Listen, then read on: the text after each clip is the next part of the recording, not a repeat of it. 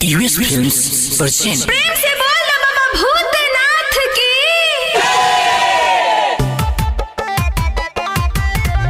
अरे चहली बमरवा जल्दी से चली, देखी के चली न तकोरावा में चली बमरवा जल्दी से चली, देखी के चली न तकोरावा में होठ सलागी तो गिर जाइब हबाजी अरे हबाजी हमसे बोला त नइखे बोला बमजी, कामर लेके खेला हतिया पबजी। हमसे बोला त नइखे बोला बमजी, कामर लेके खेला हतिया पबजी। हमसे बोला त नइखे बोला बमजी। म्यूजिक डायरेक्टर डीजे पप्पू राज। म्यूजिक डायरेक्टर डीजे पप्पू राज। कामर लेके खेला हतिया पबजी। हो ऐसे के जहला बात कैसे है के पहुँचबा, लमहर बा डगरिया उहाँ भीड़ बहरी पैबा।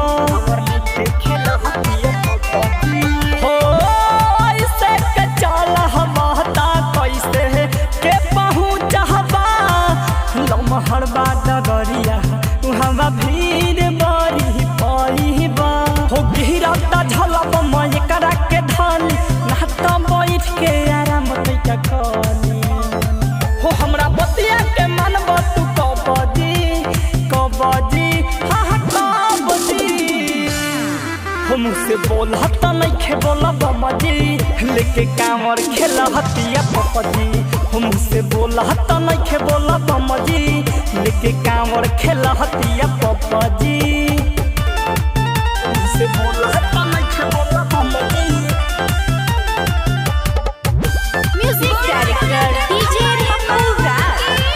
म्यूजिक डायरेक्टर डीजे पप्पू राज।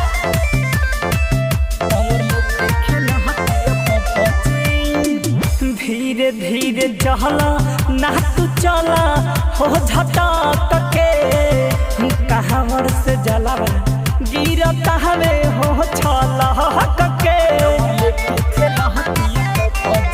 हो धीरे धीरे चला ना तू चला हो झटक के, कहावर से जलावा गिरता वे हो छला के।